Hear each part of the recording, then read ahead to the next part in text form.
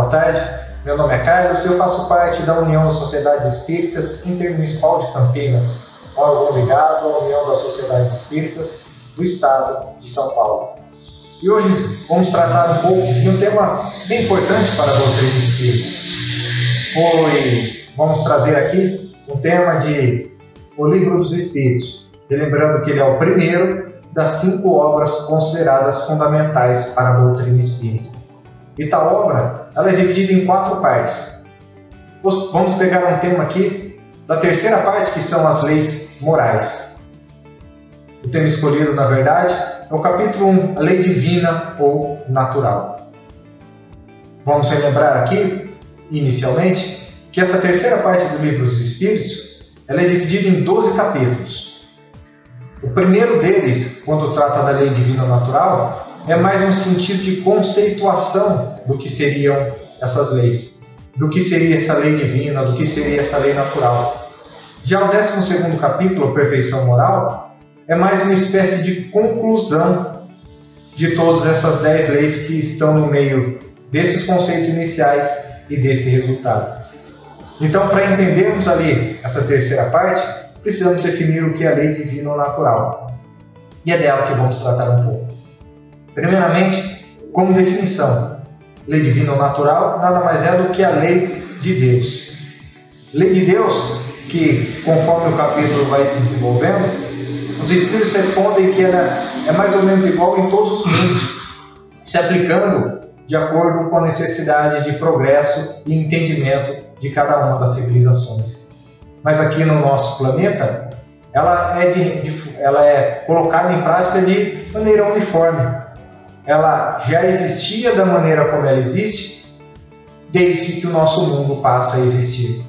O que às vezes é difícil compreendermos é que ela vai se aplicando de acordo com a evolução da humanidade. Então, embora a lei seja a mesma, a forma de aplicação é um pouco diferente, porque com a evolução passamos a ter um conhecimento muito maior desses mecanismos e a nossa responsabilidade passa a ser maior. Com pouco conhecimento ou discernimento, a responsabilidade dos atos acaba sendo bem menor. Então, como lei divina, ela existe e regula todas as coisas. São as leis, na verdade, morais, como a questão 625 nos ensina, a questão moral que é baseada nos ensinos de Jesus, que é o guia e modelo oferecido por Deus à humanidade para nos ensinar essa questão moral e aprendermos a conviver ou viver melhor com os nossos semelhantes. Ou melhor, não apenas com semelhantes. Conforme um item desse capítulo, a lei natural ela pode promover o conhecimento melhor do homem para consigo mesmo e a nova relação do homem para com Deus, o que naturalmente resulta num também tratamento ou num conhecimento melhor ou uma relação melhor do homem para com o próximo. Ou seja, do homem para consigo mesmo, do homem para com Deus e do homem para com o semelhante. Só que é mais. É dito também e ensinado que essas leis abrangem tanto as questões corporais quanto as espirituais. Mas não podemos confundir aqui as questões corporais no sentido de lei humana ou de leis físicas das questões corporais. Os Espíritos ensinam que para as leis da relação das questões puramente materiais, isso cabe à ciência estudar, à ciência humana, aprender ou desenvolver o conhecimento sobre as coisas. A lei de Deus é o conhecimento sobre as questões morais e o conhecimento sobre as questões espirituais nessa nova relação moral. Então, os homens de ciência estudam as leis materiais. Os homens de bem estudam as leis morais. Leis essas, então, que abrangem tanto as questões corporais quanto espirituais, mas corporais no sentido de convivência no mundo corporal, de um semelhante com o outro, e não com relação às questões puramente físicas. Então, entendendo um pouco essa relação, vamos percebendo também, dentre outras coisas, que ela se relaciona ou vem nos propiciar o princípio ou a origem do que seria o conceito de reencarnação ou a necessidade de reencarnação. Porque não é possível aprender tudo o que é necessário em uma única vida. E os espíritos, e Kardec ali faz um comentário que, mesmo se a vida humana fosse muito longa, não seria possível sairmos do ponto inicial para o ponto final da evolução em apenas uma encarnação. Precisaremos de inúmeras oportunidades, inúmeras reencarnações. Relembremos aqui, conforme já foi estudado, todos os espíritos são criados simples e sem conhecimento. Tecnicamente lá está falando ignorantes, mas o ignorante, na verdade, é a falta de conhecimento de algo. Então todos são criados com o mesmo ponto de partida, simples e sem conhecimento, para que através dessas leis possam com o tempo irem se desenvolvendo, irem progredindo. Tanto que uma dessas 10 leis, que vai ser estudada num capítulo posterior, é a lei do progresso, que define ali a possibilidade de desenvolvimento intelectual e moral. Uma é desenvolver a inteligência, mas desenvolvendo a inteligência não quer desenvolver naturalmente a conduta ou a questão moral. Por isso, Jesus é tão importante. Por isso, Jesus é a figura central desta conduta moral, em que os espíritos dizem que é o maior espírito que já habitou o nosso planeta. E daí muitos se perguntam inicialmente, mas se já existe para a questão moral Jesus, qual a necessidade da doutrina espírita? Mas os espíritos respondem também ao longo desse capítulo. Respondem dizendo que Jesus, na sua época ou no seu tempo, com ainda uma condição um pouco mais limitada dos habitantes daquela época, ele fala por parábolas, por alegorias, porque as pessoas não estavam preparadas para toda a verdade. Ele dá alguns princípios, principalmente como, por exemplo, da reencarnação, trata da ideia de um Deus único e começa a transmitir esse conceito moral. Mas cabe aos espíritos agora, na codificação, na doutrina espírita, falarem sem que seja por alegorias, falarem de forma direta, de forma clara, e eles chamam atenção para isso, porque não cabe simplesmente uma forma ou um entendimento egoísta do encarnado do indivíduo. Ele não pode manipular essa verdade espiritual de acordo com a sua conveniência. A verdade ou essas questões morais estão postas e comentadas pelos maiores, que são os espíritos. A doutrina, vamos relembrar, vem deles, que não são nutridos por paixões, por ideologias ou posicionamentos pessoais, egoístas, humanos e materiais. Eles estão como espíritos encarregados da doutrina espírita ou encarregados de trazerem essa verdade ao mundo. A sua responsabilidade é muito maior e eles estão em condições muito melhores. E trabalhando em conjunto, eles vêm nos ensinar sobre essa nova relação moral, que não cabe entendimento puramente pessoal dos indivíduos, dos seres. Eles estão falando claramente, abertamente. E o homem de bem é aquele que se aproxima, segundo os Espíritos, é aquele que se aproxima das leis de Deus. E infelizmente há aqueles que possam ou pretendem ou naturalmente não querem se aproximar dessa lei. Ou seja, esses terão maior dificuldade ou retardarão o seu crescimento, a sua evolução. Outras leis vão trabalhar de forma mais direta isso no futuro. Porque quanto mais um indivíduo ou quanto mais um ser fica estacionado, maior é a necessidade de que a lei venha e o empurre naturalmente para que ele continue progredindo. Então a lei natural, nesse sentido, ela dá a direção ao homem, e o homem de bem é aquele que tenta se aproximar das leis de Deus. Se for possível, ou se conseguirmos isso, mais próximos estaremos dessa evolução, desse crescimento. Isso é de fundamental importância porque isso define inúmeras questões que vão ser trabalhadas nos capítulos posteriores. Compreendendo um pouco mais isso, compreendendo um pouco mais essa relação, vamos tendo a chance de entender que a lei divina ou natural, ela não premia ou prejudica nenhum dos seres. Ela não escolhe. Ela vai dar condições de acordo com a necessidade, o entendimento, o aprendizado e a escala evolutiva de cada um dos seres. Vamos relembrar aqui a escala espírita, as questões 100 e seguintes e o livro dos Espíritos. Há inúmeras, basicamente 3 gêneros de espíritos em 10 classes diferentes. Os imperfeitos, os bons e os puros. Mas essas 3 grandes classes estão ali divididas em 10 categorias diferentes. Em qual delas nós estamos? Quanto maior a nossa condição nessa escala evolutiva, maior responsabilidade temos sobre os nossos atos. Maior responsabilidade temos sobre aquilo que fazemos ou deixamos de fazer. Aquele que está numa condição ainda inicial de progresso e de dificuldade ali, saindo dos estágios iniciais, a responsabilidade dele, quando ele entra em conflito com a lei, a responsabilidade é menor. E essa responsabilidade sendo menor, vai dando-se chance para que ele possa desenvolver-se. A lei regula essas questões. Não é à toa que a segunda parte do livro dos Espíritos, a missão e ocupação dos Espíritos, é afirmado que os Espíritos são responsáveis por receberem, transmitirem e executarem ou velarem pela execução das leis de Deus. Ou seja, os Espíritos são responsáveis por ajudarem, equilibrarem e a aplicarem essa lei no caso concreto. Como cada um vai ser responsabilizado depende também da sua condição evolutiva, do seu grau de entendimento. E o que é a moral elevada? Na verdade, ou o que é uma moral ainda pouco elevada?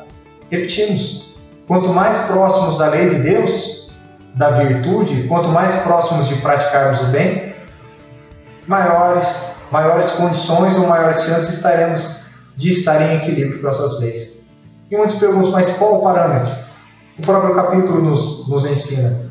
O parâmetro para analisarmos se estamos ou não em conflito com as leis de Deus, ou estamos de acordo com as leis de Deus, é fazer ao próximo aquilo que você gostaria que fizessem com você. E quanto a isso, temos até, relembrando um pouco um outro pensador, mas que analisa isso de uma maneira muito profunda, Padre Antônio Vieira, no Sermão das Chagas de São Francisco, sermão ali proferido em 1648, ele diz que o negar-se a si mesmo, o ensinamento de Jesus, é no sentido de negar-se a si mesmo. É quando eu for fazer algo para mim, eu fazer como se estivesse fazendo ao outro. Quando estiver fazendo ao outro, fazer como se estivesse fazendo a mim mesmo. É mudar, é sair do lugar, é pensar de uma forma diferente. Então, fazer ao outro aquilo que eu gostaria que ele me fizesse é literalmente não fazer somente a minha vontade, mas fazer o que o outro precisa, o que o outro deseja, o que o outro necessita naquele instante. Como também às vezes posso ser ou estar precisando de um auxílio e gostaria que o outro me auxiliasse. Quanto mais aplicarmos esse conceito, que na verdade é um resumo do ensino de Jesus, amar a Deus sobre todas as coisas e ao próximo como a si mesmo. Quanto mais entendermos essa relação com o semelhante, mais estaremos compreendendo como funciona e como são a aplicação dessas leis. Porque a nossa relação com Deus também será melhor e maior. Tanto que para abrir, na verdade, essas 10 leis que serão analisadas, a primeira delas é a lei de adoração. Se não compreendemos essa nova relação com Deus, ou compreendemos quem é esse Deus, como alguns outros capítulos da doutrina já nos ensinaram, se não compreendemos a nossa função, a nossa relação e como tudo isso funciona, não conseguiremos compreender nem a nós mesmos nem o próximo. Não conseguiremos compreender esse discernimento entre o certo e o errado de fazer o bem como gostaríamos que o outro nos fizesse. E esse capítulo que define essas leis, capítulo 1º da terceira parte do Livro dos Espíritos, vem conceituar e dar toda essa direção. Direção essa importantíssima para que nós, não só como espíritas, mas todo aquele que quiser aprender, para que possamos compreender que as leis humanas, elas sofrem a progressão de acordo com os costumes e o tempo. de acordo com cada povo, de acordo com como cada um enxerga, como cada um convive. As leis humanas, elas sofrem essa progressão, mas a lei de Deus não. A lei de Deus, ela é imutável, porque foi criada por Deus. Para entendermos Deus, primeira parte do livro dos Espíritos, primeira parte do livro dos Espíritos, principalmente ali no capítulo 1. Se compreendermos Deus e a sua grandiosidade ali, vamos compreender as suas leis, tratado nesse item que estamos estudando agora, para depois conseguirmos minimamente entendermos essa relação com o divino no capítulo 2, a lei de adoração.